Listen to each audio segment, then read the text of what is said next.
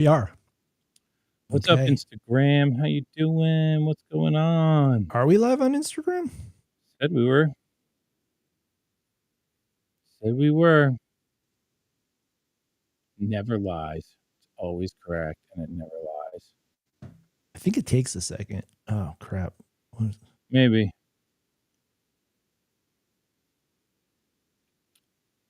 Maybe it does.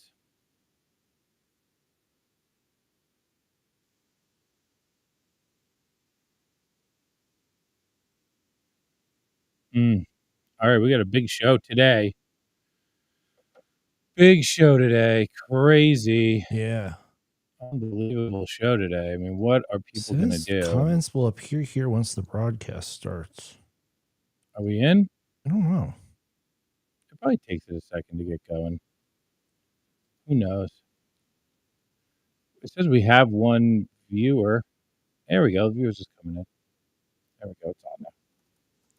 Numbers are jumping. So here we go. Oh, cool. Hey, Carl. Number 3. Yeah, it says we're live. Hey, Jeff. Okay, we are good on YouTube, but let's see about that Instagram because I'm not seeing Instagram.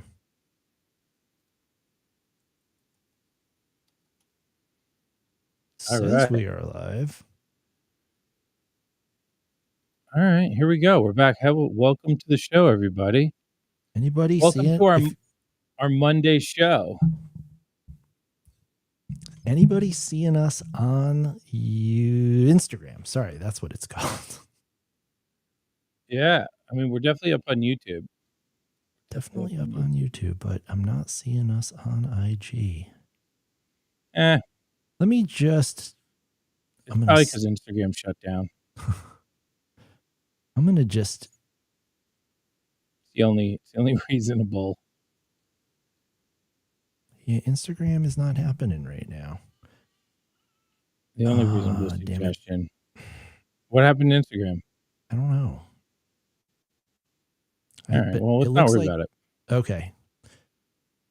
We're not doing an Instagram show. We're doing a YouTube show. The Instagram thing is just... Yeah, the Instagram is just extra. Okay. It's just extra. This is promo.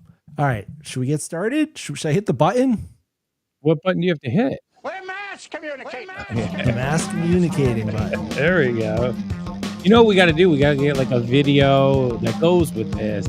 Yeah, well, we talked about that last week. Like two dancing I thought it was a dolphin. With our faces on them or some dolphins. Yeah. I mean, that would be it. That's the right thing to do.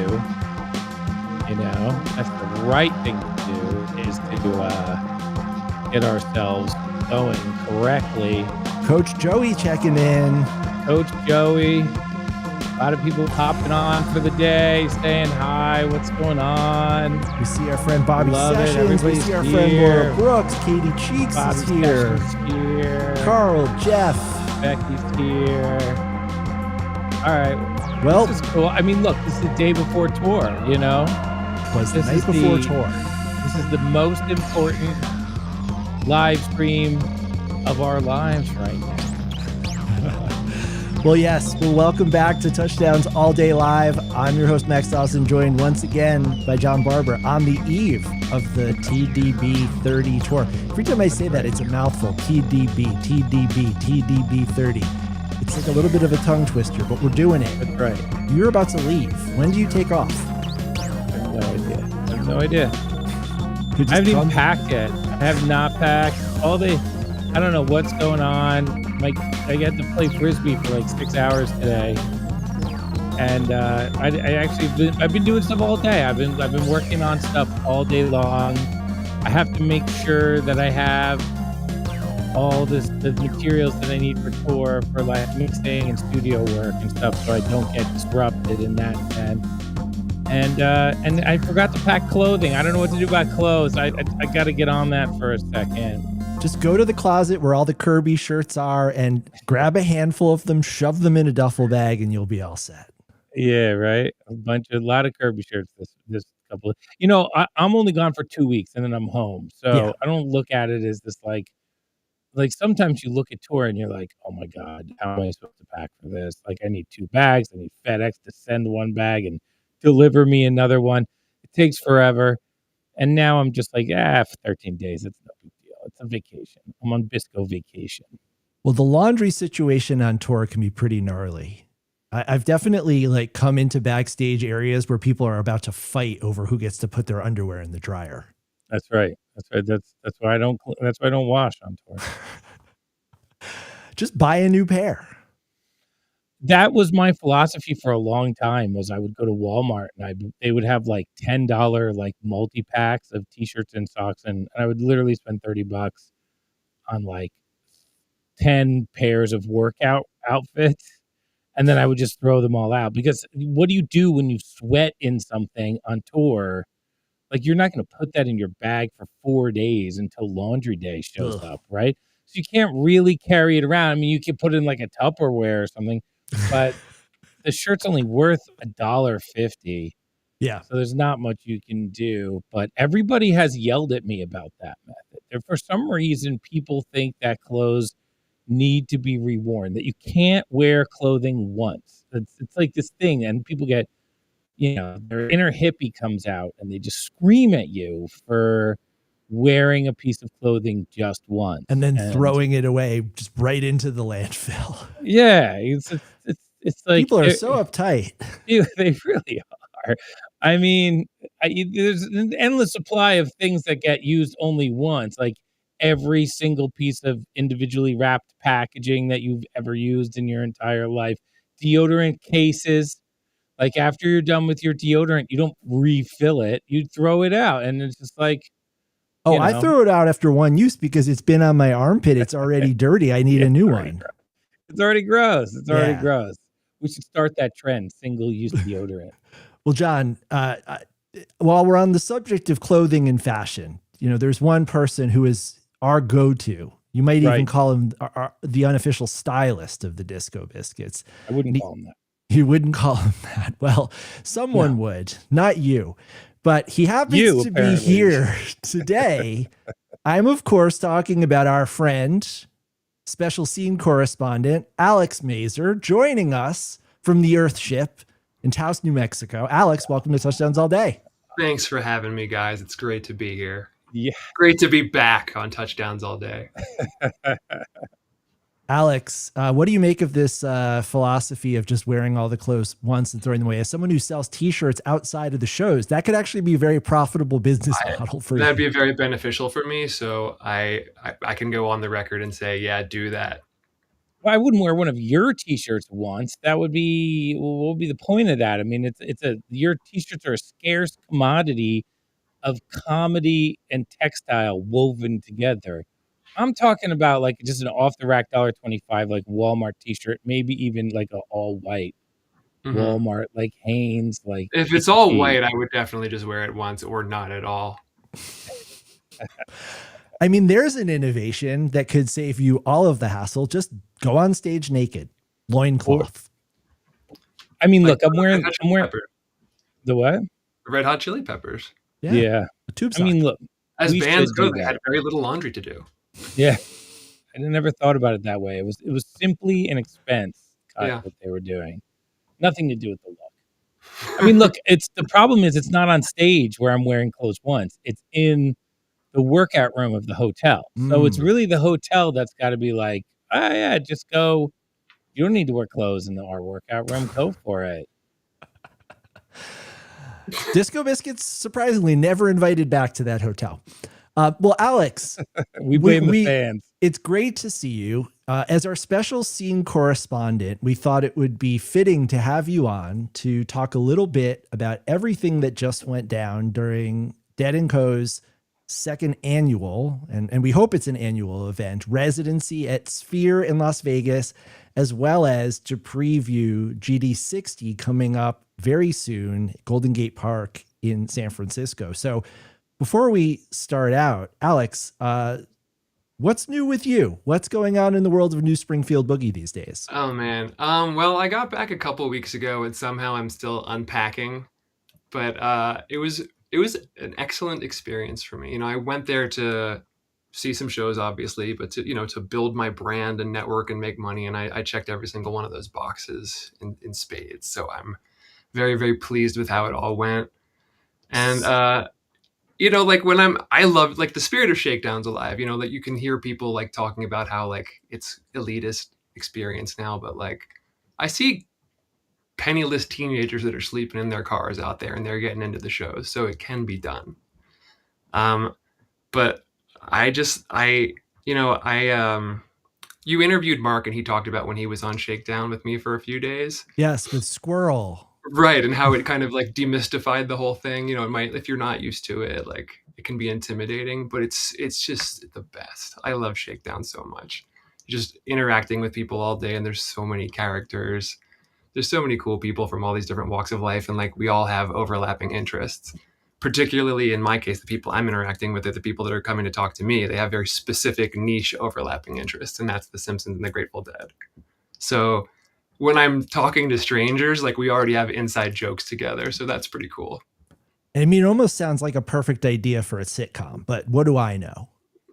Yeah. I think you're a wise man. So Alex, how do you happen to know off the top of your head how many shows Dead and Company played during this run? Yeah, 18. And how many of those did you make it into? I went into like 2 a weekend. I think I went into 2 pretty much every weekend. And is it 3 or 4 per week? It's 3 or 4. It was Thursday, Friday, Saturday, every single weekend except for Mother's Day weekend. Okay. Which was a Friday, Saturday, Sunday now. Whether that was because of Mother's Day or because Gwen Stefani was booked on the Thursday of that week, I couldn't say. Okay. So that's a pretty good hit rate. Yeah. And what's your take on the run overall? I think that it was more dialed in all around than the first residency with regard to sound, like the visuals from last year. Even there were new ones, which were great. There's some like crazy new ones, but even the ones from last year looked better this time around. So they're doing whatever they need to do to get it dialed in over there. Shakedown was more organized. You know, I personally did better business this time around because I think the word had gotten out about Vegas Shakedown.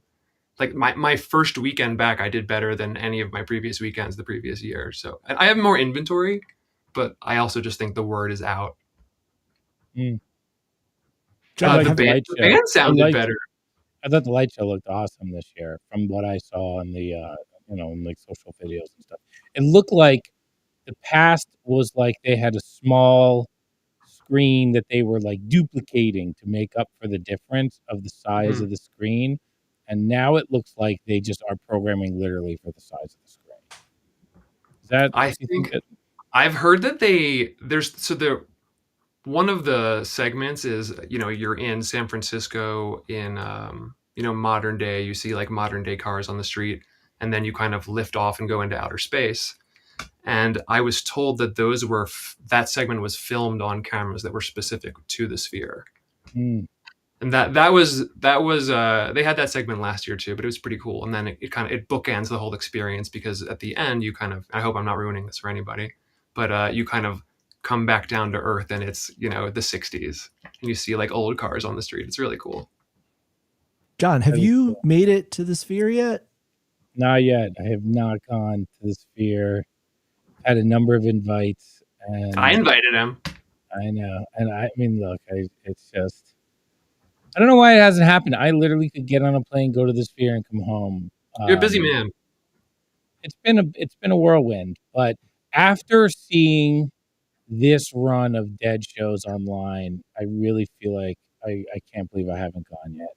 I looked online, you know, I was just like looking at Instagram stories, like, oh my god, that's absolutely incredible. You know, and I like what other people are doing at the Sphere too, but I think the Dead videos from this past run are the best things from the Sphere I've seen so far. I wonder, because the Eagles have a residency there too, and you know, I like the Eagles fine. I wouldn't call myself an Eagles fan. I like their solo stuff better. More Cowboys, Giants. What are you thinking? I think that the Grateful Dead has some of the deepest and most rich iconography of any band I can think of. So they have so many assets to choose from that they can put up there, you know, whether it's terrapins or bears or skeletons or whatever. So many artists over so many decades of Grateful Dead art. And I don't know. You just named them all. You just named them all right there. No, there's other like there's a segment that has all of the backstage passes that are just like, you know, tiled across the whole sphere. And you would recognize the artwork on some of them too. Oh, totally. And it's why the Grateful Dead are a merchandiser's dream, because there's just such a rich trove of iconography to draw upon, you know, not just the 30 years that the original incarnation of the band existed, but 30 years since of all sorts of new creativity, new artists. So what was hot on Shakedown this year? Because I feel like in the past, I always felt like I had a pulse. I remember when Online Ceramics was like the hottest shirt on the lot. But it seems like they've sort of started to slow down a little bit. New people are coming up. I heard there's this guy, New Springfield Boogie, with this Simpsons thing. But what was hot on the lot this year? What were you seeing that you liked? Online Ceramics is still pretty hot. You know, you've got like John Mayer wears Online Ceramics, like Zendaya wears Online Ceramics. You know, they're not wearing my stuff yet. But give it I time. like that. Black Throated Mercantile, great dude. He makes hats. His name's Ben, and he does really good stuff. And there's some good buzz around him too. And he's also just an awesome dude. I like that guy. Thundershout has been doing awesome dyes. They did some dyes for me, which sold like hotcakes. So I love those guys. Katja Moon Dyes, she does great stuff. I gotta say what's up to Rose and Bolt and Bloom and Decay. Noise Dyes. To name a few. I'm sure I'm leaving people out, and if that is the case, I'm sorry if I didn't mention you. Was Mark's favorite Flavorall still on the scene? Yeah, so Noise Dyes is Flavorall's Brett. Okay. Actually, I found out that his last name is Favre. His name is literally Brett Favre, and I did not know that. That's unfortunate. It is kind of. Is he still canceled? Did they uncancel him? I think he's still canceled. No, you can't be canceled forever for whatever he did. I mean, stole money from welfare, sent dick pics to people who didn't want them. Oh yeah, he did steal from people on welfare. That was a tough one. That's a bad look. Tough to shake that one off. Yeah. Okay, he can stay canceled. Yeah. So, Alex, when I saw you, he was drunk when he did that for sure. You know what I mean? It's no big deal. He was like, "This wine is so good," and they were like, "Yes, it is. Don't tell him who paid for the wine. Don't tell him, Barber. This wine is great. Look at my dick." Never happens like that. It's always to someone who doesn't want to see it. Mm-hmm. Yeah. Do you really need to say, "Look at my dick" in that situation, or I don't know. Some people might appreciate a warning. That's the thing. You know, like I feel like most of the unsolicited ones, they're without warning. You just get a text, and that's what it is. Like, hey, look at this would give you a chance to not look at it. Yeah, people hate that, by the way. Apparently, yeah, that's what I hear. Yeah, definitely don't. Word on the street. The official TDAD policy is no unsolicited photos of anything. No. We are down with anyone. Dick's pics, however. Dick Latvala, yes. Yes. Those we so, like. Alex, last October, you were already starting to think ahead to the Grateful Dead's 60th anniversary. How crazy is that? We over here in Disco Biscuits world are celebrating 30 years, 1995 to 2025. Grateful Dead gearing up for the 60th anniversary. And when I saw you when we were driving through New Mexico, you were starting to think, like, is this going to happen? We now know it's happening. Have you been planning for this all that time? Are you ready for GD60? And what is that preparation like? I was born ready, Max. Thanks for asking. So we heard a lot of rumors because, you know, there was the rumor mill was saying, you know, it's Chicago, and then Phil died. And after Phil died, the rumor mill was saying that GD60 is canceled. So that's kind of what I believed for a while. And I think that they decided that they could just do it without him. You know, obviously there's a lot of people to choose from who are willing to fill his shoes. Not that you could fill Phil's shoes, but I heard rumors shortly before it was announced in San Francisco. So I decided to hedge my bets and booked some accommodations, 2-minute walk from Golden Gate Park, because I thought, you know what, if it's a rumor, then it can be canceled. And then the next day it was announced. So I've got a nice spot, a 2-minute walk from Golden Gate Park. Wow. And you're not reselling that at the markup? I'm not reselling that at the markup. I don't know how that would work with Airbnb. Yeah, but isn't one of those things where if like you're on Shakedown selling stuff, but you don't actually live on Shakedown, that they come after you? Like the Shakedown gang comes after you? Who lives on Shakedown? I thought everybody who sold on Shakedown lived in those huts, in their cars and stuff like that. There's definitely some people that live in their cars, but not really so much in Las Vegas this time around because it was pretty hot.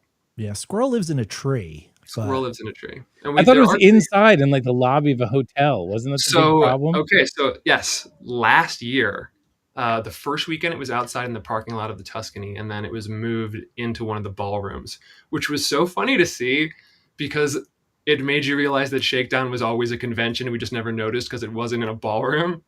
But this year it was back outside, and it was the run started in May last year and it ended in May this year. So it was getting pretty hot toward the end, but it was manageably hot, and it was really nice to be back outside. I think that was another thing that brought a lot of people, was that they want to be outside for Shakedown. Any special highlights from the run? I think that any show where St. Stephen was played, it was the highlight of that set, I would say. Dead and Company can do a good St. Stephen. Any highlights of the run? I mean, for me, it was there's musical highlights and there's like Shakedown highlights. What was really fun is that I was in the same place, but I kept having different friends that would come in each weekend, so it was fun to pal around with whoever was there for that weekend. And the Brooklyn Bowl shows were incredible. Here's a musical highlight for me. There were 3 nights of J-Rad, 2 of which were with Branford Marsalis. And I had never seen him before, and he's absolutely incredible. Whoa. And at one of those shows, O'Teal came on. The first night, it was a Wednesday night, O'Teal came on and played for a little while too, which was very cool with Branford. Wow. John Politis wants to know, what would be the Biscuits version of Shakedown? Park Ave, Mulberry Lane? John, any thoughts? I mean, like the actual street, yeah, Lakeshore Drive, it would be it, or it's got to be a thing that's named literally after a street, right? So it can't be Boulevard. Well, are we talking musically? Boulevard of Time. Road song. We've got a lot of like transportation. Twisted in the Road. Very good. There's a couple options.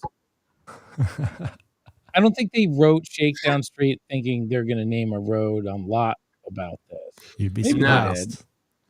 I mean, it's one of their later songs, right? They probably had that thought at some point in the studio. That's a great question. What was it called? What was the lot called before it was called Shakedown Street, if anything? Because when did Shakedown Street come out? 1978. Yeah. Okay. So there was a lot. Or 9. Roughly. Chat, fact check me. I mean, that's later dead, right? Everything 74 on is post hiatus. I mean, it's post Cornell 77, so it had to be something. Still, we're in the Keith and Donna era. It's surprising how small the Dead actually were as a concert act until Touch of Grey came out. It really is surprising. Touch of Grey really did. I mean, it shot them into stadiums on a bullet. They were selling out multiple nights at Giant Stadium and other stadiums.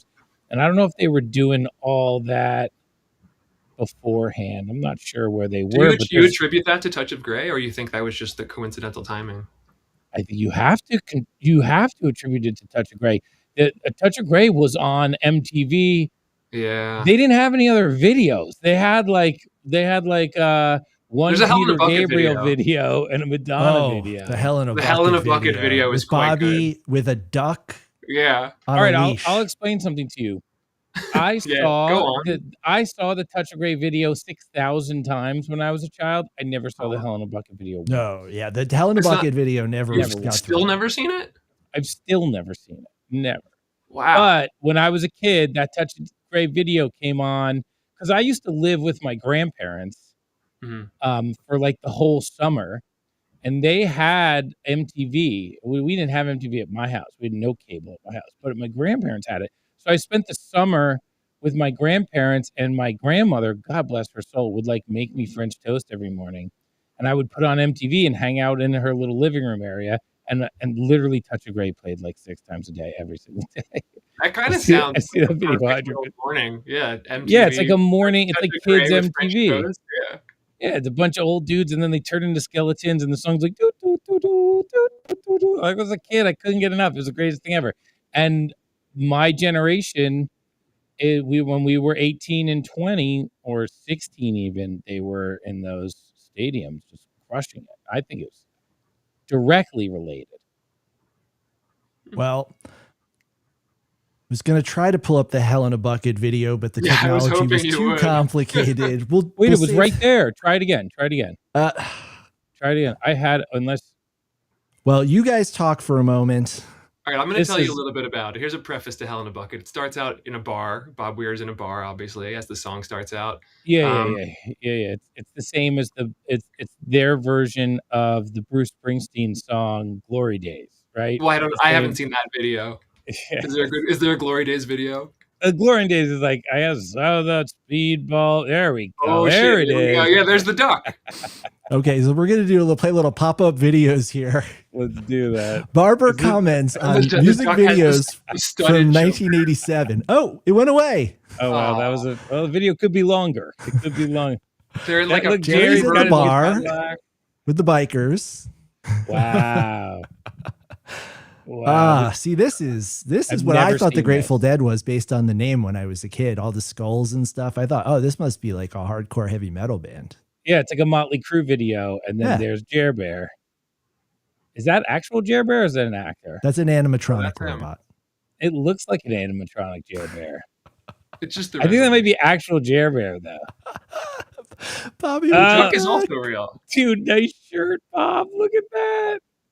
Look at that. Now talk about a wear once shirt. Yes. See, Bobby pioneered that with the short shorts. He would just take them off and throw them right in the garbage.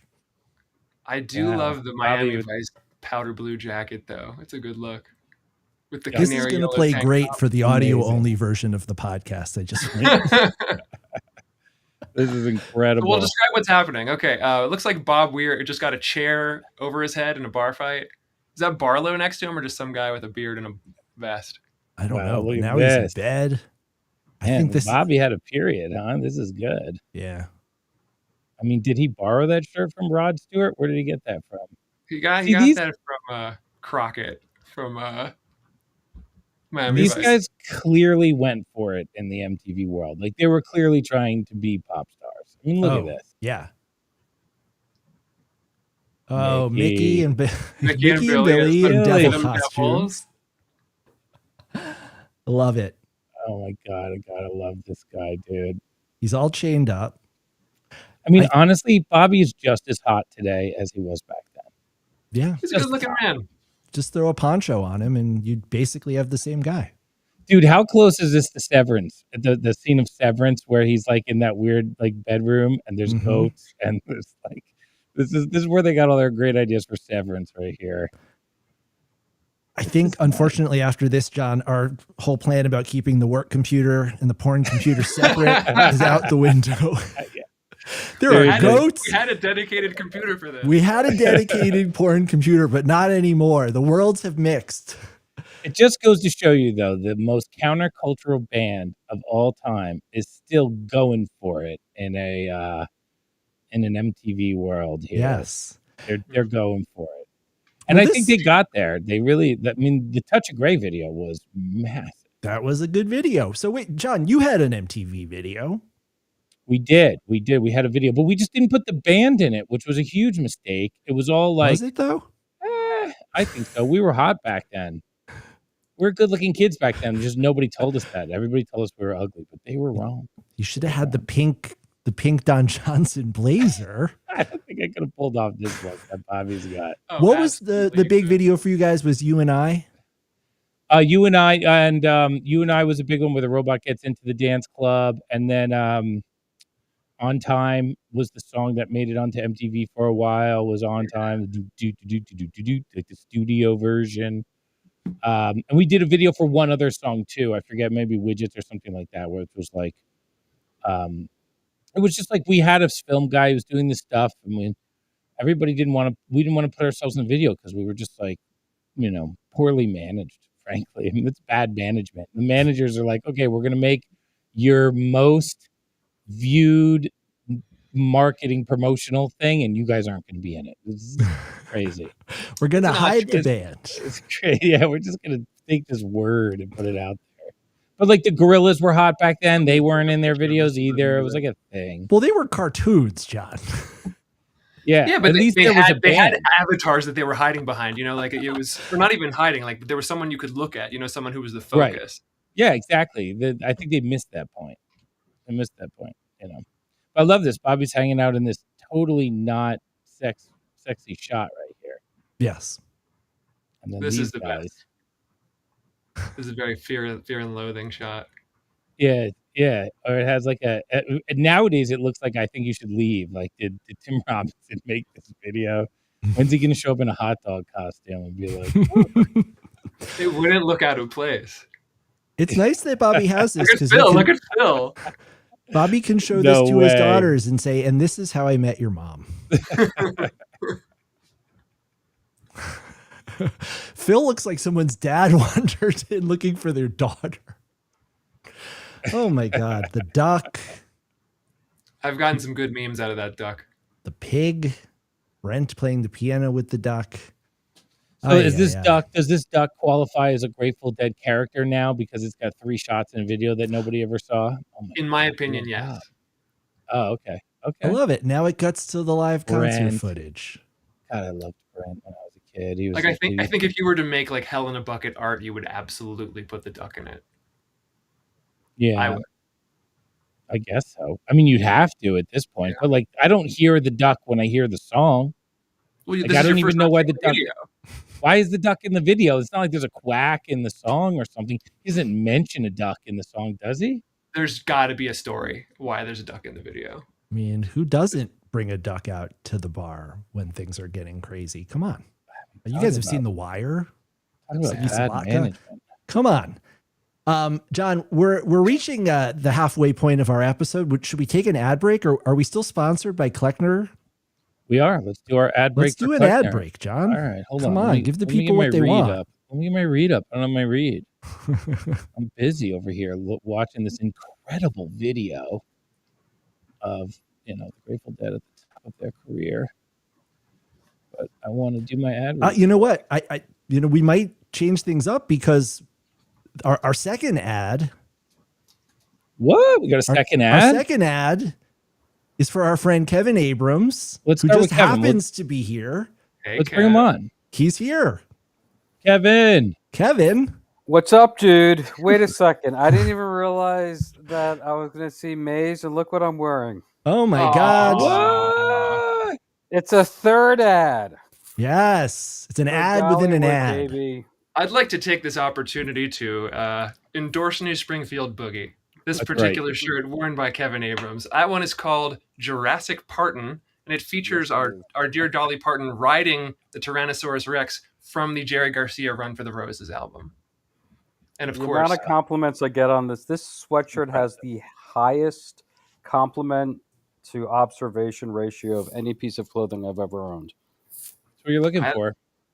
The making of that design was a good learning experience for me as well, because it really taught me, like, just go with your gut and make your art for yourself. Dude, it's epic. People love it. I feel like I should roll around with like a duffel bag just in case people want to buy them from it. I'll send you some and some business cards. That might be a little bit lighter than a duffel bag full of novels.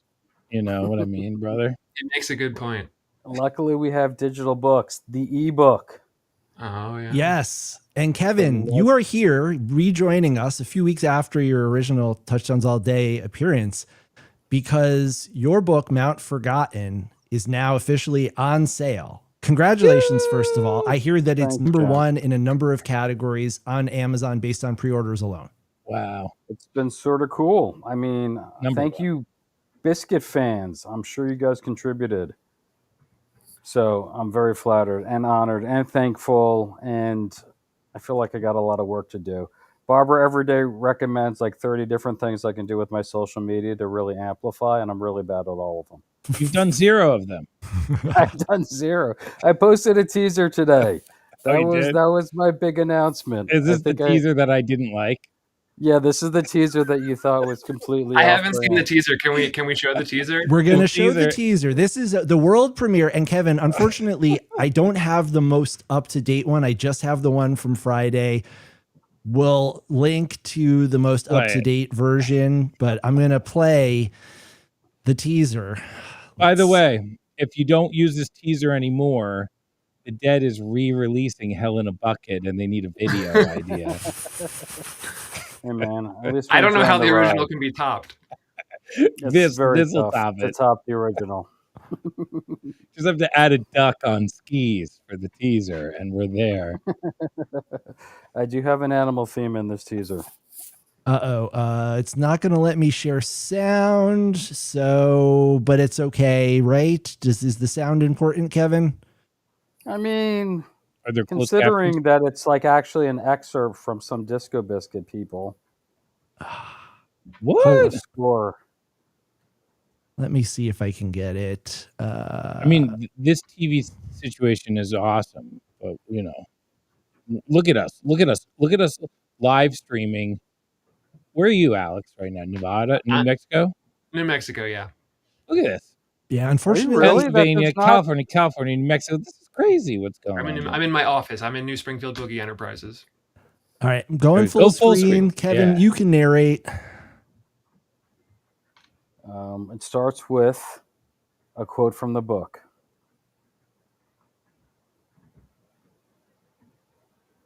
And now we are introducing the alpacas, which are, I would say, the spiritual, I guess, animal guide of the story of the book. So if you like alpacas, this is going to be something you should be all in on. Right here is a little suggestion to one of the other major motifs of the book, which is skiing. It takes place in a mountain town, and it chronicles the emergence of what people consider to be the greatest ski resort and playground in the Pacific Northwest. And then right here we begin touching upon one of the other motifs, which is how that the building of that ski resort comes to disturb the local indigenous population who have lived there for centuries.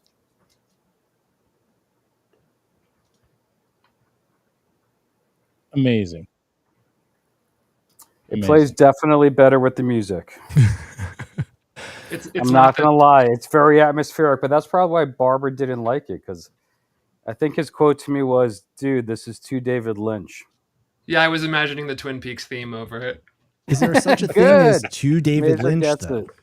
But the book isn't David Lynch. No. The book is playful and fun, but that still doesn't mean that I don't want to, the hope is that I'm just going to get people a little intrigued. I mean, look, we have AI. Joe Foot agrees. Put the alpaca on a set of skis and send him down the mountain. That's what we want to see. You know what I mean? Like, Barber, hey, don't I read the book. That is there an alpaca coming next week, buddy? That teaser's coming next week. Is there an alpaca in the whole book? I mean, I read the whole book. I don't remember an alpaca. The Mio Wacho, come on. The alpaca? Come on. See, Max like remembers. One page in the whole book was this random thing. People read when I read stuff. You obviously skim the book, dude. No, I mean you were trying to finish the book before fucking sound check, and you just skimmed the last section, which is very alpaca. You know what? I remember the grandmother. I remember the girl. I remember them getting stuck in a hole in the ground. I remember all these different things happening. I don't remember Apple ski F resort and found the page where you mentioned the Disco Biscuits. He read that page and said, "This is a good book." I said, "Okay, we can have him on the podcast." Too. It was nice to see their name in print. So everybody, I got to make room for New Springfield Boogie in the sequel. Yeah, that's right. That would be great. The reason, like I said, we had Kevin on is because Mount Forgotten, which we talked at length about in recent Touchdowns All Day, is now available for pre-order on Amazon or wherever you get your books. And we wanted to encourage you to check this out. We believe in this book. We love this book. And not just because Kevin wrote it, it is actually something that I would endorse and recommend regardless. And to put our money where our mouth is, we're going to run a little promotion here. That's right. And that is going to be if you pre-order the book, send us a screenshot of your receipt on Instagram. DM it to Touchdowns All Day on Instagram. Or post it on Twitter. And tag us. However you want to bring it to our attention. Whoever pre-orders a copy of the book will be eligible for a drawing for 2 tickets to an upcoming Biscuit show of your choice. So please, we're going to run this contest until the book comes out. The official publication date is June 15th, Kevin? It ships June 27th. June 27th. Sorry. So we're going to keep the contest open until the book ships on June 27th. So please check out the book, pre-order, and make sure to send us in your receipt. And we will enter you into that drawing. And who knows, this could be your way into a sold out show. This could be your way for, you could be living in the tree with Squirrel. You don't have any money. You want to come see the show. It's going to happen now, all because of reading. And that's a good thing. All day. Keeping reading alive.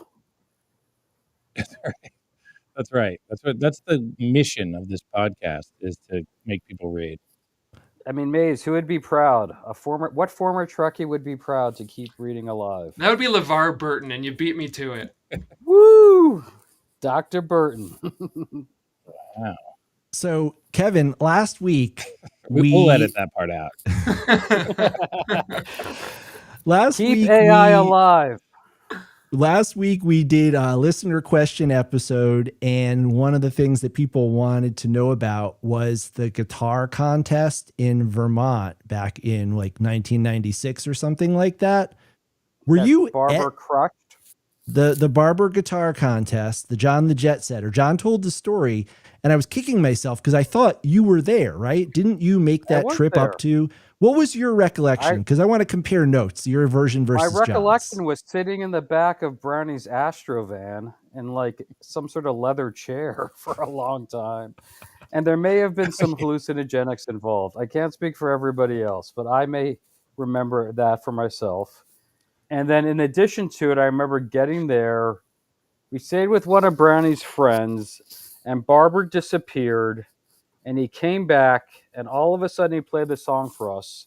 And he did something unbelievably cool that we all got very excited about, where in the middle of the song, he changed tuning. Is this correct, John? Yeah, I had, it was a low C sharp, and the guitar only goes down to E. So I had to crank it down to C sharp, which is, it's noticeable crank. And everybody loved that moment. And I remember when he played it, there was a certain other guitarist of renown within the jam band scene who hopped up and went, woo, when that moment happened. Yeah. And that guitarist was Alec Lifeson. No, that wasn't that guitarist. I love Alec Lifeson. He's one of my favorites ever. I mean, he's the fucking the best. The guy writes the weirdest, coolest solos of all time. Agreed. But it wasn't that gentleman. It was another guy in a band called Fish who was one of the judges on it. And yeah, I mean, there was a cool thing. There was also one of the former guitarists from Frank Zappa. What is his name? Steve Vai. Oh, no, it was Mike Connolly or something like that, or Mike Keneally. Mike Keneally. Yeah, that's right. And he played the show with like an unbelievable Inca Rhodes. I remember that as well. Oh, yeah. And I think Barber, you placed like first or second in it, right? I tied for third with the other guy who did. There was one guy who did like the fastest thing ever on guitar, and I tied him. Seth Iacovone came in second, and the local guy made first place. He was going to win the whole time. He was like, he worked at the bar or something. You mean Trey's guitar tech? He was just some guy who was like did a finger picking thing. It was, I don't know. It didn't seem as cool, but whatever. And then you all piled back into the windowless Astrovan with no seats for the ride back to Philadelphia. Yeah, Mark had like an old. It's funny you mentioned that. Mark had like an old leather couch in the back of the Astrovan. Yeah, exactly. It wasn't like seating. Going around corners and it's sliding around in the back. It actually was super comfortable. Like I have photos. Or a love seat. I have like photos from that trip. It was like a little love seat thing. Really? Leather though. It was like fake leather. Well, he had the nice, I'm not going to put the nice leather couch in the back of the Astrovan, John. Come on. Oh, man. I mean, You have photos from that nice. trip, Kevin. We need to unearth those. No, they're terrible. They're like of the highway when I'm like literally beginning to see blurry stuff. I mean, I'll happily share them, but they don't support the narrative of Barber, tuning down to a C sharp. Well, it's great to have But corroboration. They do support the trip. Yes. Well, Kevin, thank you for joining us, and congratulations once again on the publication of Mount Forgotten. Everybody head over to Amazon. We've posted about it previously. We'll post the link again. Check it out. Great Father's Day gift, although it'll appear in print after Father's Day, so maybe not a great Father's Day 2026 gift. Let's just put it that way. They'll get the email before Father's Day. Very good. Well, Kevin, thanks for stopping by. Bye, guys. Good to see everybody. Remember, Dollyland. That's right. Well, guys. That's great promo for everyone. Did we just do a random sit-in to our live stream? What is going on here? We did. Damn. Who knew? This is Touchdowns All Day Live. You never know who's going to show up. I feel like I really missed the opportunity to do the who's that? Oh my God. No, do it twice. That'll be next week when we do Frasco, John, don't spoil the surprise. Yes. Oh, should we announce it? No, let's announce it, John. Next week, June 9th, Touchdowns All Day Live, we are going to be bringing on a guest. Special guest. Andrew Frasco. Andy Frasco joining us. John, Andy Frasco. I mean, talk about the porn computer and the work computer coming together. I mean, Frasco is one of the thought leaders of the jam band scene. He's one of the great performers of our lifetime. And he has been on tour, playing a million shows, bringing his credible version of rock and roll mixed with total chaos and debauchery to a theater / small arena / pavilion near you. And we are very fortunate to have him as our third guest on the YouTube live show, because our first one is right here, Mr. Alex Mazer, and the second is Kevin. And so we have this amazing system here where we can bring guests on. How wild is this? Let's just bring him on now. Why wait? Well, John, this amazing he could come system, on now if he's watching this at home. He probably is watching. I mean, who isn't watching? He's probably too wasted to come on. John, When another amazing get that doorbell button ready. Another amazing feature that this here system has, the Touchdowns All Day Live television broadcast studio, is the Wheel of Forgotten Songs. John, are you familiar with the Wheel of Forgotten Songs? I saw it earlier. It made me laugh. Yeah. I'm now familiar with it. Well, guys, here's how this is going to work. Yes. One of the things that always happens when we open up the phone lines, the request lines to you all, the questions, the AMAs, is you have specific songs that you want to know. What's the deal, Barber? Are these songs ever going to get played again? So I took a collection of these songs. It's not everything.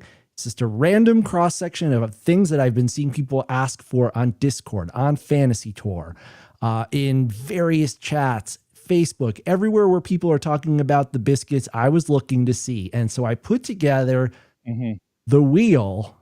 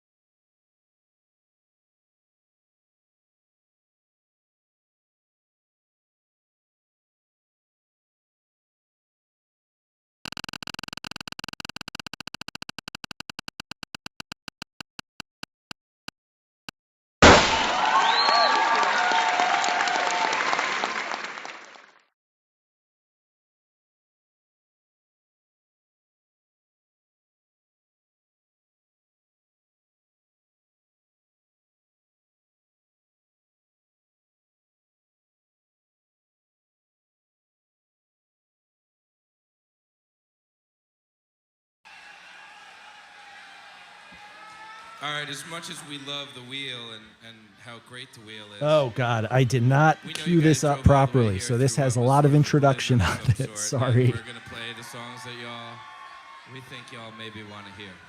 I bet the chat can already tell. The chat's saying we screwed that up.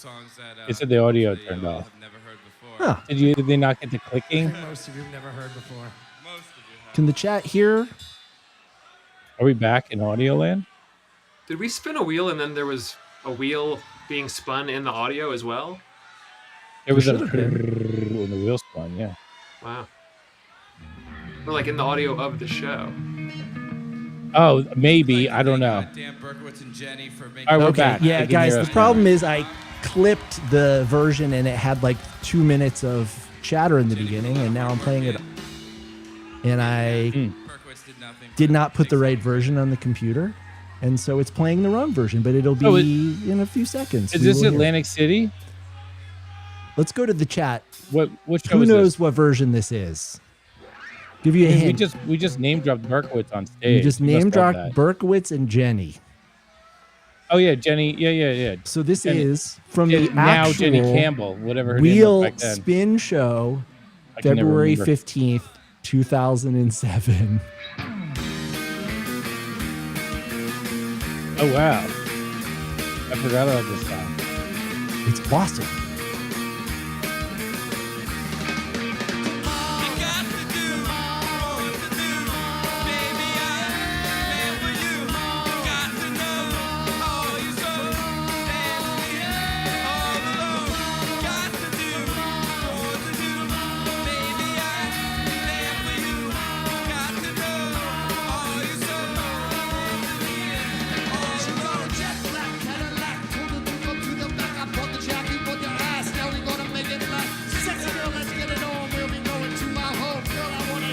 This is a punk song.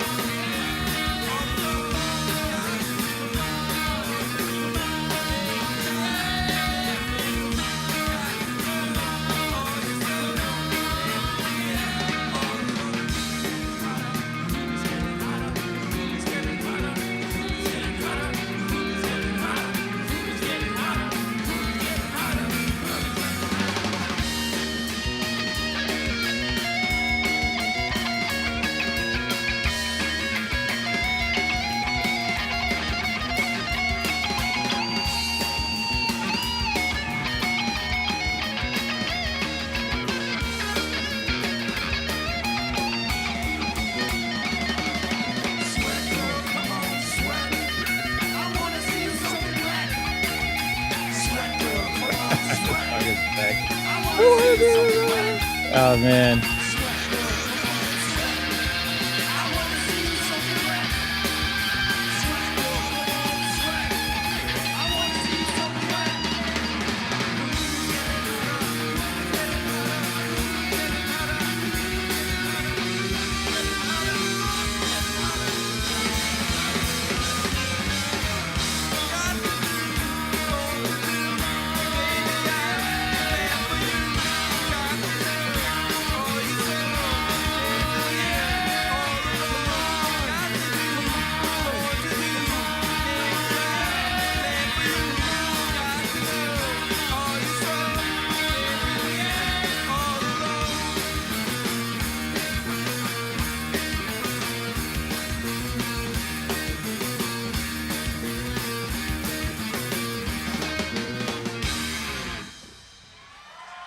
Barber. That song is fire. You know, I feel like that's an interesting song for us. I mean, I don't know. We don't play that song ever, but I thought we did the vocals really well. I mean, it's a little on the nose. Like that's a hip hop song. It's a little on the nose for Biscuits, but I mean, if we wanted to pull it off, we could pull it off. I mean, jam bands have on the nose songs. It wouldn't be so weird. And I feel like it's just a little fast. I feel like we need to slow it down and like feel it a little bit more. You know, I feel like it would be I don't know. Do you like that like unhinged, like crazy vibe of it? I Like, is that do. good? I like it fast. A lot of the comments from Boots and others were about how it reminded them of Fugazi, that it's a punk song. I feel it. I mean, like that. Do we have the studio version available at all? I probably could pull it up, but it would probably derail the train a little bit. And we can go, and we have lots of other stuff on the wheel. So was only played 2 times, Sweatbox?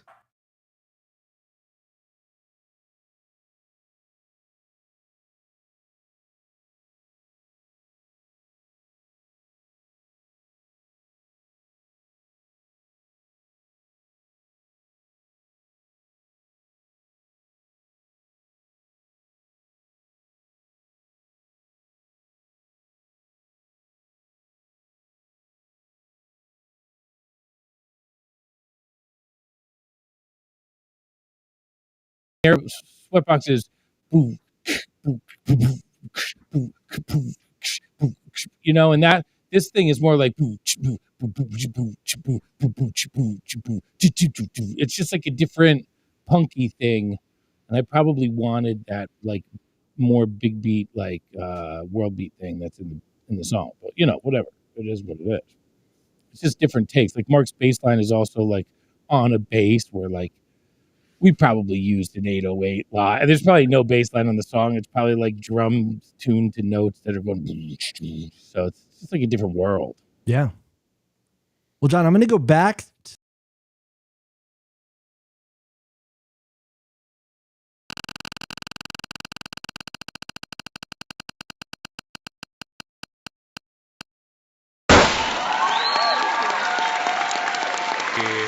For those watching, Camera B.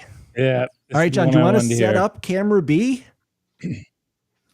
I had a lot of hopes for this song, but the my world was destroyed. Like the whole world fell apart. This is like when the band was in like ultimate turmoil. So I'm wondering, but I thought this song was like going to be this like high energy, like just blow the roof right off the venue type of song. And I probably got closer to that than I thought I did. So that's why I kind of want to hear this one, because I think I probably got really close to it, but was just very discouraged about life at the time. All right. Life was hard when we did this song for sure. So, but I think I remember being like, I think I just need to tuck this into that and that into this. And I'm there. And I know I had a pretty good vision on what it was supposed to be. I thought it worked pretty well, but let's hear it. Let's hear it. Camera B was performed 17 times between 2003 and 2006. I went with the version from April 5th, 2003, played at Vale.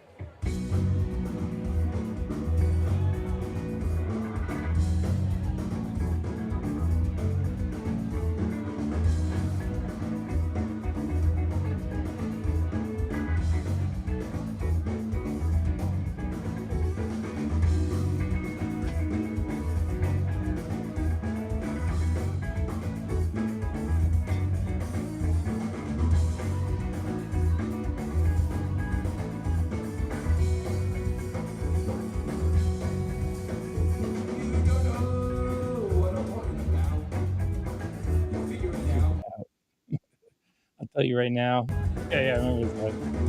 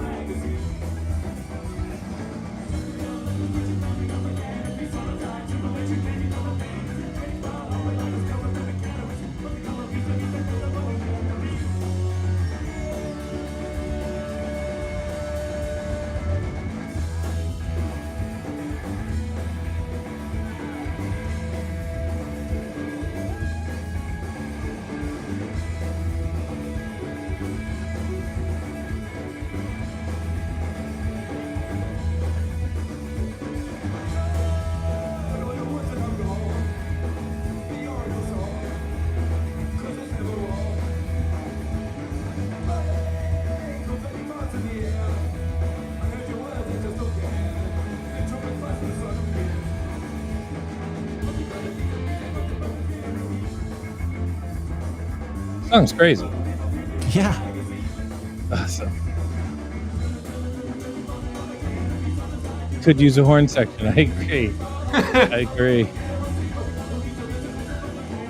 I like the first chorus better than the other chorus. The rotating thing that we're trying to pull off, I just don't think it's working. Yeah, first chorus is good. Like, I don't need two different. I think each chorus is a little different. Because, like, I used to do it all the time. It makes no sense. Like, write one chorus and make it good. You know what I mean?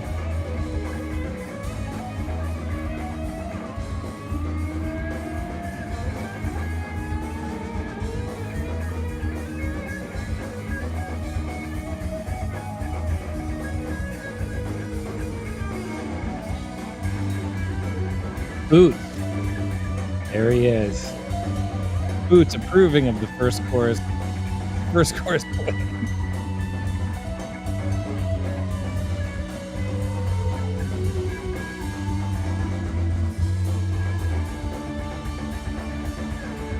I would imagine, Joe, the place would be moshing during a camera B.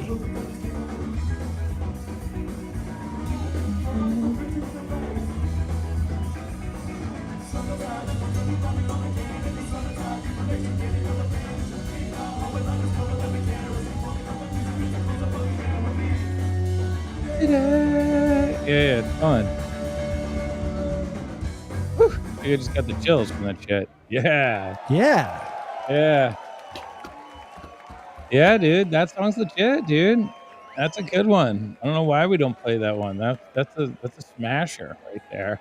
Well, I think I see Coach Joey in the chat. So Joey, put this on the list. I think Joey, like, look at the lyrics, dude. Fix a couple things. I think the first verse is good. I don't know about the rest of the lyrics. I like the first verse. I think I had something going. I think we work things over more than I did back then, you know. Now we do a better job of keeping the good parts and making more good parts. I think we could do that with this song. I think the song's very close. Yeah. I think Very there's close. some memorable camera Bs looking back through the years. Yeah. Yeah, and I think you got to change lyrics from now. You got to like you got to capture it. It's hard because I think I have too many. There's something about the last verse. Yeah, there's I think I'm going somewhere else. I think the first verse it's done. Like, we just have to work that and it'll be fire. And because the chords What are was your great. hope for this song? Like, what did you want the song to be?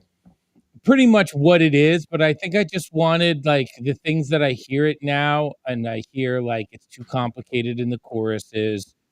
I think the verses, like, the lyrics are smooth in the first verse, but they don't feel smooth to me in the second verse.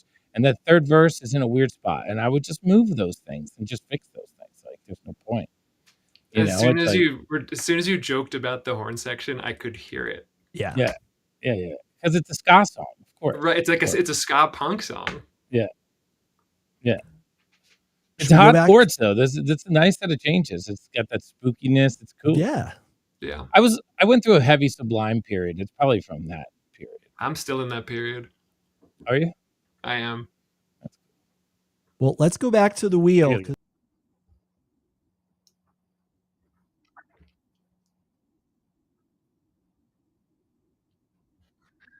We took this trip to Garden Grove. Okay, what's the, like, Sublime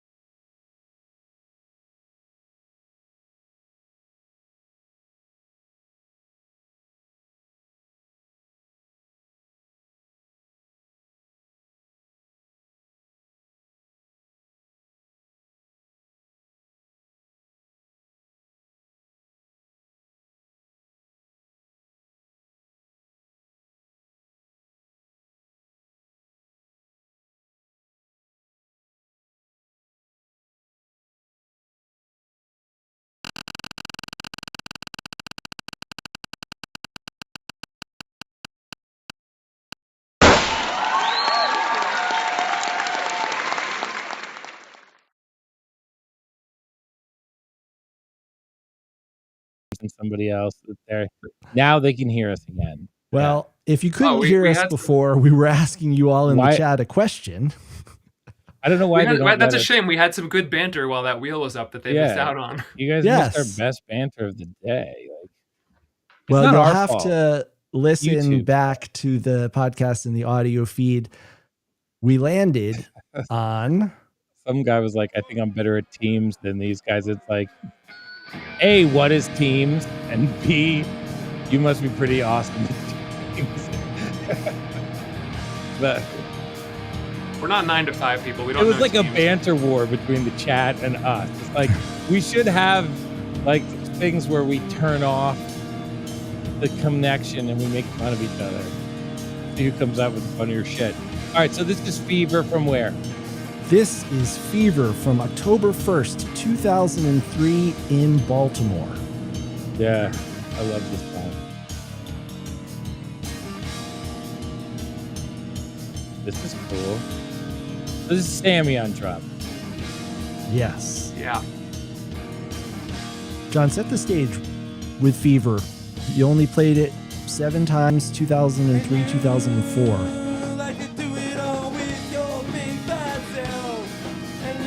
I don't know. I was just fucking around with this song. I really like this one.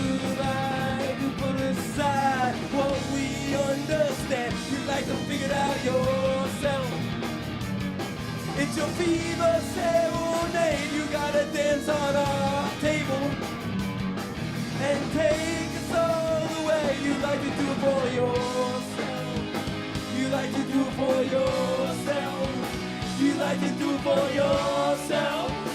You like to do it for yourself. We like to strip it all away.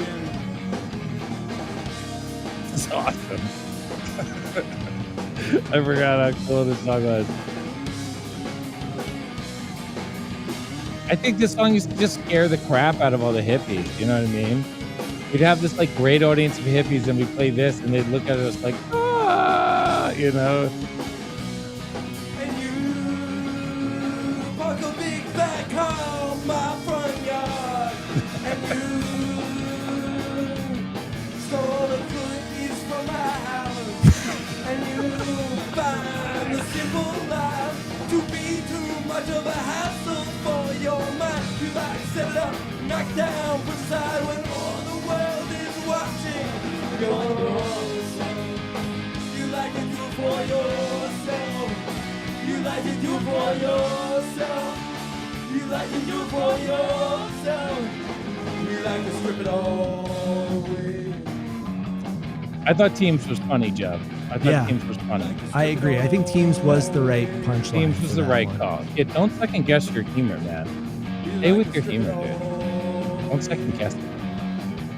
Be funny on your terms. John, what was the line about you stole the cookies from my house? That was great. Oh my God. This is about like a group of people that, I mean, we were partying like every day of our lives when this song was written. I think I wrote this song at a house party while I was trying to get some work done at a house party.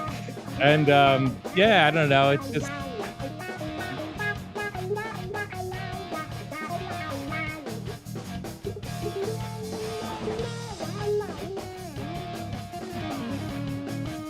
this song's cool, man. I should have sold this song to Stone Temple Pilots. What I should have done. I'm hearing 9 Inch Nails, at least in the beginning of the song. Yeah, I listen to a lot of 9 Inch Nails. I wouldn't be surprised. I mean, there's definitely some Fugazi influence in there, like all the stuff. I used to listen to a lot of punk music, so. Me too. It's just that in the jam band world, like now, I feel like the jam band world is a lot more open-minded than it was when we did this. And when we did this, people looked at us like we were crazy, because it was like, you know, you had 2 options. You had like happy fusion rock or bluegrass. Those were the 2 options. Yeah. Like the Dead would never do something like this, you know. So it was but you gotta freak out some squares sometimes. I mean, we did that a lot. I mean, Robots we play all the time. It's right in this vein. Yeah. Dark chords, right in the same time period. But people love robots. Yeah, 7-Eleven has this like layer of just pure carnage. This music is pure carnage. Yeah, and I love it. I think the through line here is that these have all been rock songs. Yeah.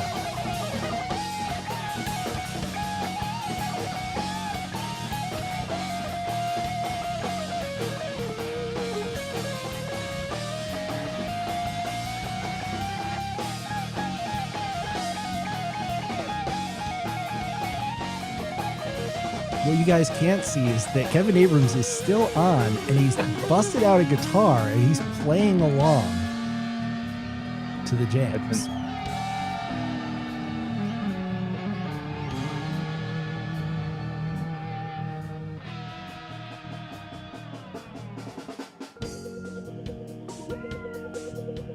So you go from the 9 Inch Nails, Stone Temple Pilots, aggressive section. This part is written. This part was written into the song with the melody and everything. This is a good song, John. Yeah, I really like this song.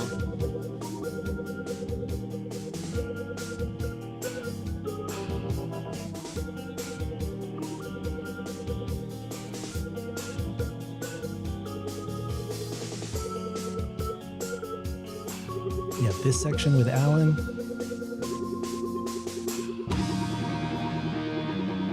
Dynamics.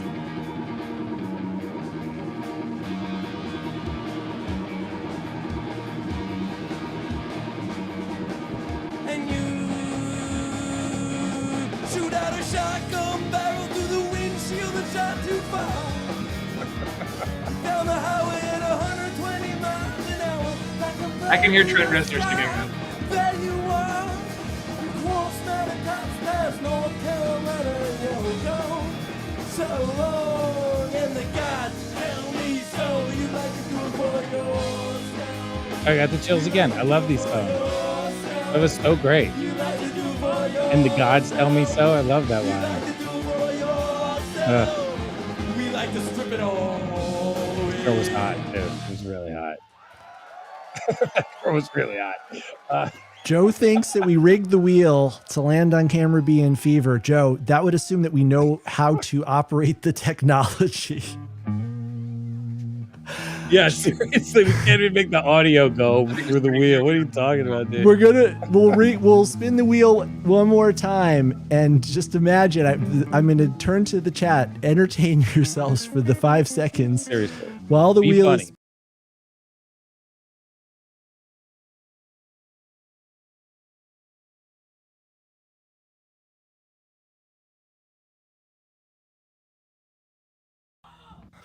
What is it? Mariel Bop Bop. And to answer the question, these are all Barber tunes. We contemplated doing a mix, but I thought it would be more interesting so that we can ask Barber his mindset of, you know, why he wrote these songs, why he stopped performing them. But, you know, unspoken rhyme, I know a number of people wanted that on the wheel. There are definitely a couple of Mark songs that people are clamoring for. I mean, even something as simple as a Chemical Warfare Brigade, at this point, people are itching to hear one of those. But John, Mariel Bop Bop, definitely a fun title. What is the story behind this tune?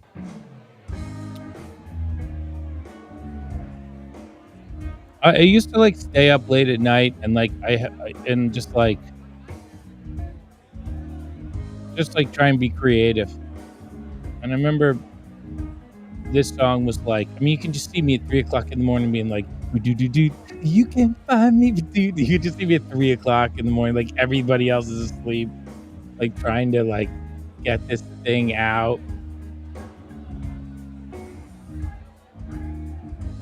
I like this part.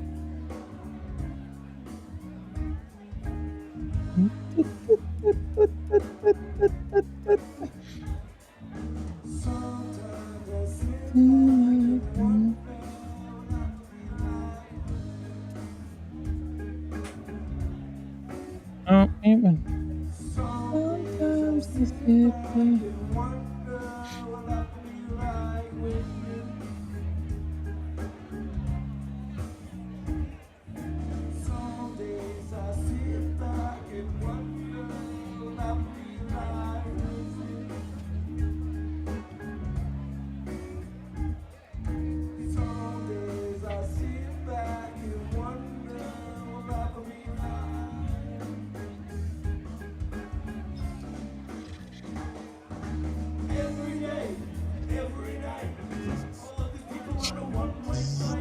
Now that's the song right there. We don't need the Mariel Bop is a different song. You know what I mean? Don't you feel that way?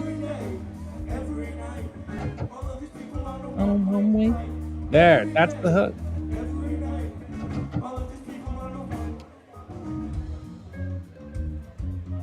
It works though.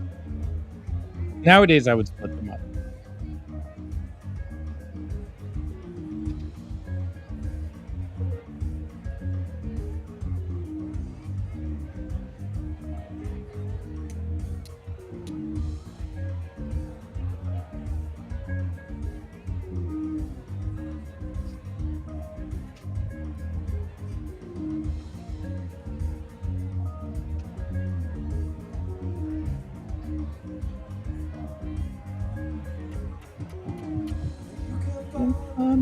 Yeah, I remember this one.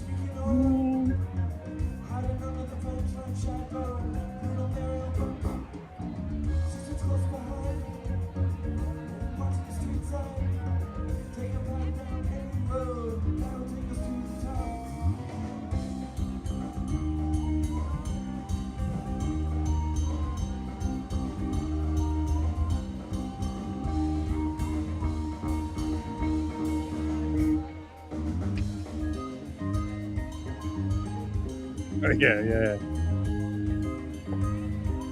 The casino part.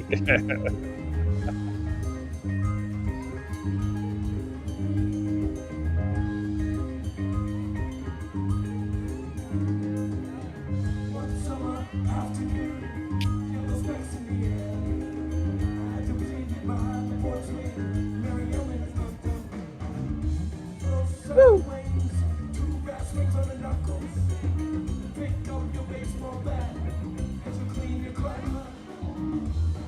Female empowerment. I was there before everybody, right there. I was there before everybody. Trendsetter. Yep. I'm before the trend. I'm not even setting a trend. I was just there. Just doing it. No one was paying attention. Yeah. Y.O. Bisco says hope vibes. Yeah, same time period. Very similar. Very similar time period.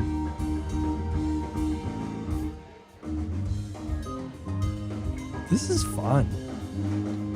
Max, what was the date of this show, did you say? I believe this is the April 5th, 2003 version from that same Veil show that we played the Camera B from. Joe, Teams Joe has a question. Teams Joe. Does anybody have any recollection? Is this the show where everything it. had to be duct taped down to the stage? Maybe. Solid maybe. One summer afternoon. There it is. I think this song suffers from something that a lot of songs suffer for, which it has too many good parts. It has too many fun, good parts. And where are you at any point in time? And, you know, how does that going to affect you getting like your head around the song, you know, like where's the intro? What happened to that whole thing? You know? And so I think this song has a problem with like the one summer afternoon, like that shit's motherfucking hooky as hell. The opening of the song is hooky as hell. This song is just filled with great ideas, but there's no form to it. The journey is too much. There's too much journey, not enough looping. Yeah. I think there's something to be, you know, I think we cut this one in half and make 2 songs out of it and see what happens. I don't hate it. There's definitely a lot of raw material, you know, and you've done that in the past. My Lady Survives turned into My Lady Survives turned into part of Haleakala, and then you know your Road Song became Above the Waves. So maybe there's a part of Mariel Bop Bop that comes into a new song that you and Joey cook up. I mean, who knows?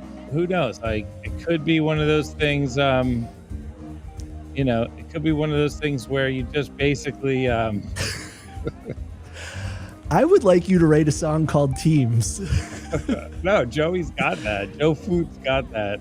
Joe? How many O's are in Food? Is it 3 O's? Joey Food. There's Coach Joey and there's Teams Joey. They both write songs. Teams Joeys are much more technical about like screen sharing and, But they're informative. They're very informative. They're very good in a business setting. Yeah. Legit. I think the problem when you have a big song like this is if you're going to go down these meandering pathways, it has to come to you in one night or 2 nights, or the pathways have to be, it just has to like really, really work. And I just feel like this song, like it never came together, and then like 2 tours went by, and then I was just like, I don't even want to think about that song anymore. So it just like, it was too much for me. It was too much for me to follow this one down that rabbit hole. But, we're still here. We're still here. Yeah. Some songs take 20 years to finish. I think in the back of my mind, I was like, every day, every night, all these people on a one-way flight should be its own song. I mean, that's song. It doesn't even need any other parts. That hook, It's like, and it's apocalyptic, and Joey Friedman loves lyrics about the apocalypse, dude. He loves that shit. Me too. So does Alex Mazer. So does Alex Mazer. He does. You do. You started it, dude. You're the starter of the lyrics on that thing. I'm gonna fade us down. You put that idea in my head, though, John. I'm gonna fade us down. Not on purpose. And we're gonna spin the wheel one last time for tonight. All right. Because we've been going long. We're having so much fun spinning the wheel. Okay. I'm going to call on Teams Joey to entertain everyone while we spin the wheel.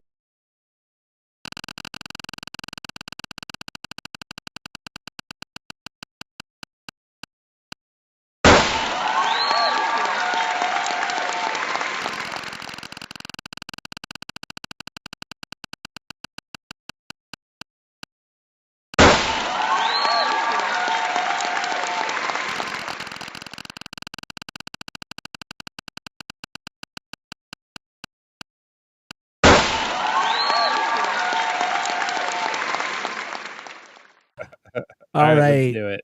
So, guys, sorry. The wheel spun 2 times. We hit songs we've already played. The last time. Because it's fixed. Because we fixed it. We landed on. We fixed it. We rigged it. We rigged it because why not? So we can have some semblance of control. So we can maintain control of this live stream. The illusion of it. Yeah. All right. I'm surprised you didn't get Boulevard of Time on there. Where's Boulevard of Time? What happened there? Just ran out of time. This is Alter Ego, December 28th, 2007, The Hammerstein. Steals my idea. We see patterns in the universe. None of them are real. I get the message. I made the call. 'Cause I line them up like dominoes just to watch them fall.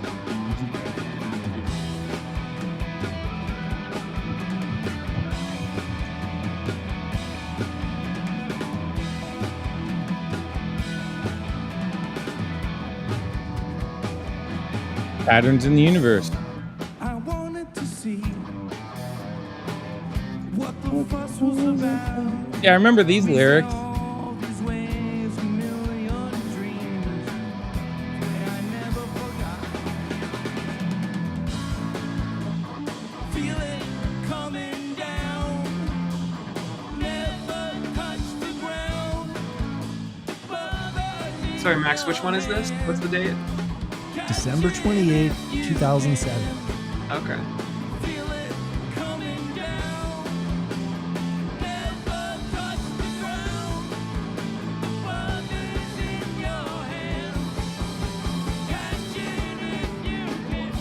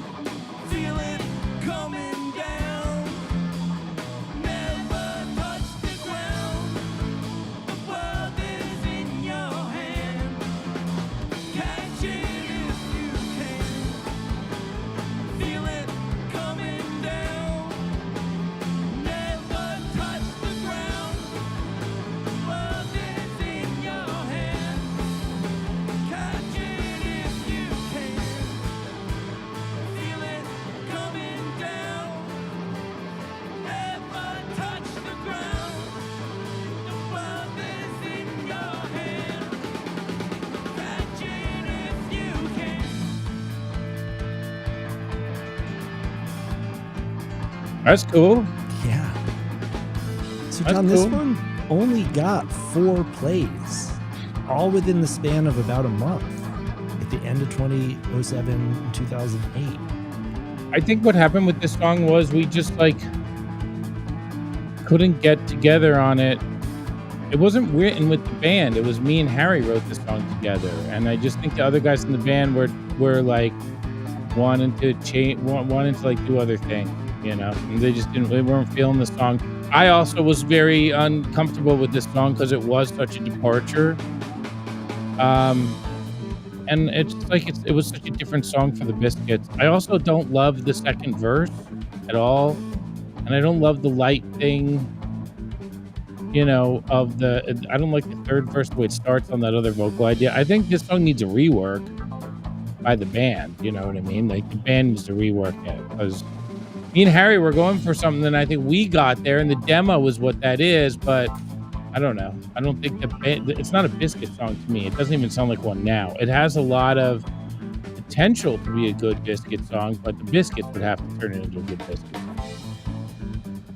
That's what I think. I mean, the second verse makes no sense. It's like a half verse. What is that? I don't even know what that is. You know? But the opening lyrics are great. The third verse after, like the third verse after you come into that thing and you hit that other looking around, you see, makes me feel bad, whatever that thing is. Like that's bridge before the third verse. Like you really need to hit the third verse there. Listening to it now, I hear what the issues were. But back then, back then I just knew it like had issues. I don't know. What do you do? You know, what do you do with this song right now? You know, I listen to other bands and like they put the songs in and they're like done. You know, it's just like, how do these guys have their songs when they put them on the stage, they're done. Whenever the Biscuits put them on stage, they're like never done. And so I just don't understand why like we're so bad at finishing the song before we put it on stage, where everybody else seems to have no problem with that part of it.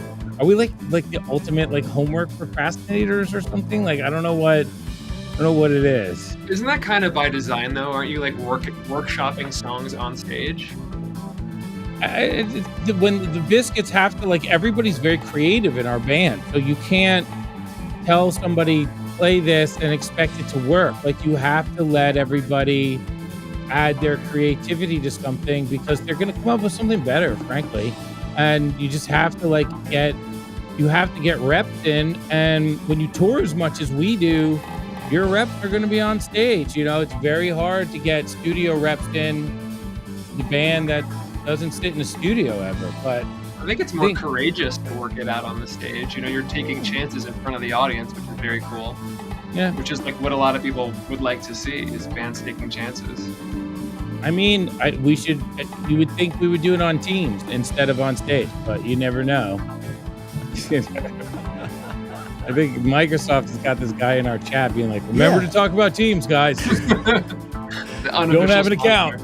Joe is a corporate plant from Microsoft. We already have the corporate plant from Oracle writing all these songs about technology. Right. Now we have we have Oracle Joe and Microsoft Teams Joe.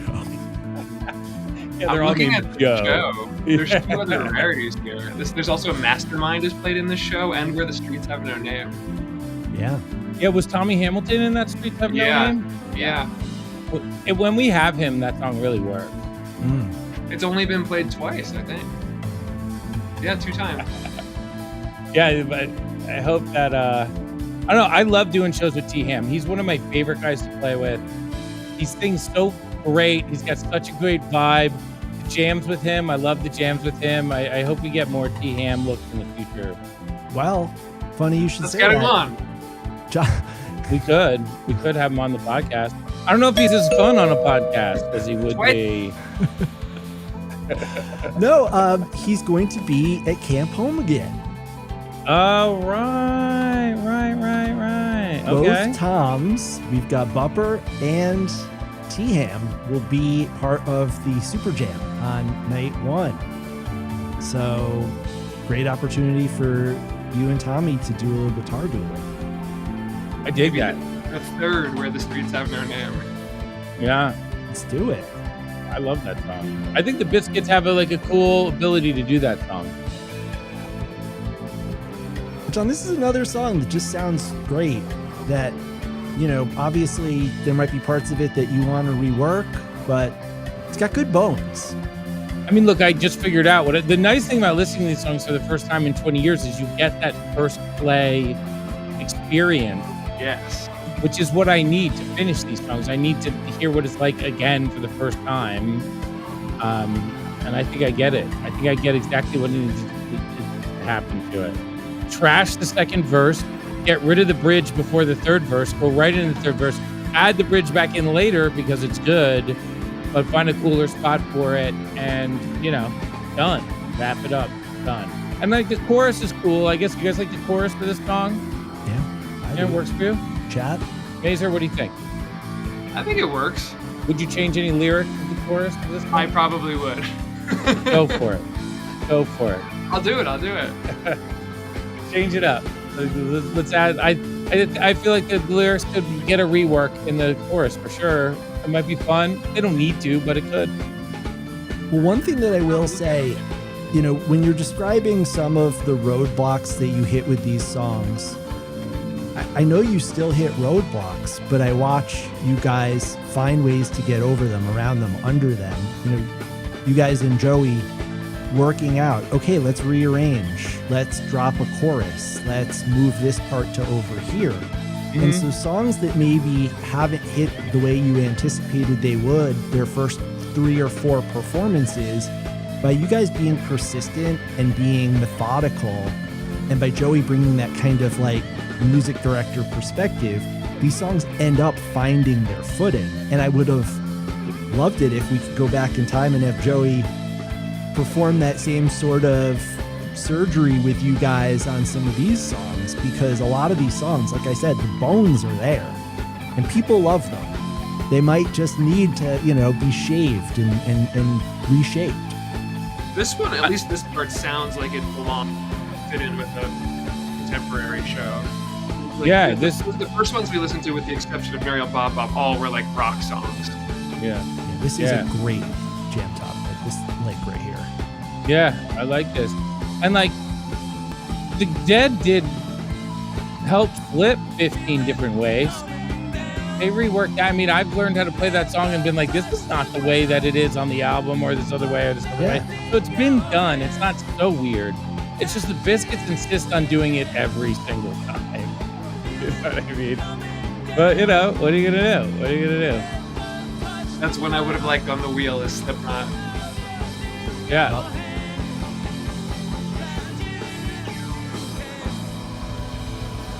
We're going to take a short break. We'll be back. Well, there you have it.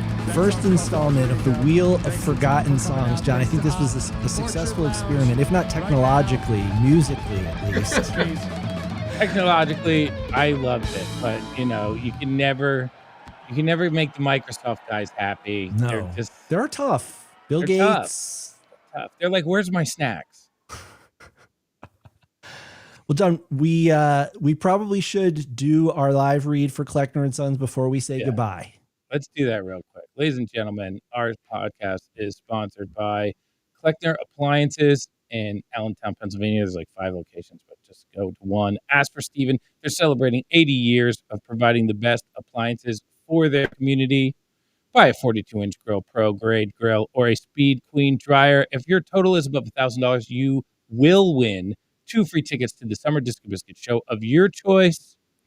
Ask for Steven. Go in there, get new appliances, new microwave. Tell them we sent you. And thanks, guys, for sponsoring the pod. And the promotion there, John, is what is it? If you spend $1,000 on a new appliance with Kleckner? Yeah, you can go in there and buy $1,000 worth of cutting boards, and we'll give you two tickets to whatever biscuit show you want to go to. We don't give a fuck which one it is. So I just gave somebody 2 tickets to All Good, and those are expensive tickets. So. Damn.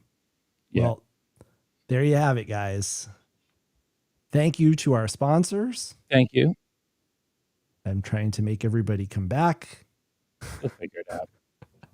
Thank you to our guests today, Kevin Abrams, author Mount Forgotten. Make sure to check it out. Pre-orders now available on Amazon.com or wherever you get your books. Alex Mazer, New Springfield Boogie, special scene correspondent. Check him out in a parking lot outside of a concert near you. And on social media at New Springfield Boogie. That's right. That's what we should do. We should put our Twitter handles down there or something. Oh, yeah. Is it too You late know what to I do mean? that? We're not technically good enough at it yet. We could figure it out. But Teams Joey, we need an assist. Yes. Make sure to check out New Springfield Boogie on Instagram, and for all of your clothing needs this tour. If you're not going to throw your stuff away after one wear, here's one. This one's if you called want a Friend of the Diddly Doodly. Oh, my God, I saw him in the Hell in a Bucket video earlier. Oh, yeah, that's the same guy.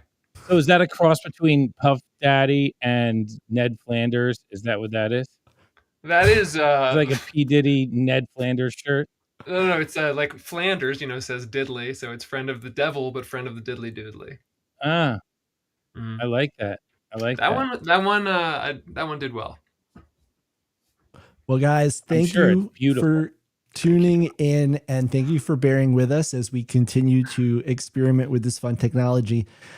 Yeah. We just dropped the first of our TDAD lives in the main audio feed, so make sure you go check those out. We clean them up, we tighten them up, we drop in the proper tracks, we add in some extras. We'll be getting all of these in the audio feed as well. John, technically, this is our 100th episode. Whoa. Yes. What? Our 100th episode. This is going to be Touchdowns All Day 100. The 100th episode extravaganza. Thank you to everyone who's made this possible 100 from episodes. the start. Give a shout out to Crunk Mike, the man who set us off on this voyage. For everyone who has contributed in any way, Alex, of course, Joey, Steve, all the band members, and all of you guys for listening. Thank you so much. John, sleep well. You've got a big tour ahead of you. Very excited to see you soon, and see all of you guys at we got Terminal West, the first show of the tour. Terminal West. I love Terminal West. It's a nice spot. It's going to be good. This is a cool run. 2 nights to Asheville. Super psyched about that. So it's going to be really great. And then, this is really a 6-week tour in my mind. So I hope everybody comes out, sees a bunch of shows. It's going to sound awesome, and the band's going to play really well. So I feel like this is going to be something to see. Get out there, catch some Biscos. Lots of Nugs. If you can't catch us, we're going to be on a lot of live streaming on Nugs. And so you'll be able to, ride along with the band or whatever we call it. And it's going to be pretty decent. But, look, this weekend, Asheville, Friday, Saturday, if you're not flying in yet, this is the first show since their whole flood thing that happened. And we are not going to disappoint at those 2 shows. It's going to be off the chain. So we'll see you there. Amazing. Big tour, guys. And we're going to try to keep these Monday evening live streams going as John is on the road. As John mentioned earlier, tune in next Monday, June 9th, same time, same place for Andy Frasco. Until then, on behalf of Alex Mazer, John Barber, Kevin Abrams, the entire Touchdowns All Day family, this is Max Dawson saying see you next time, guys. We're mass communicating. We're mass communicating.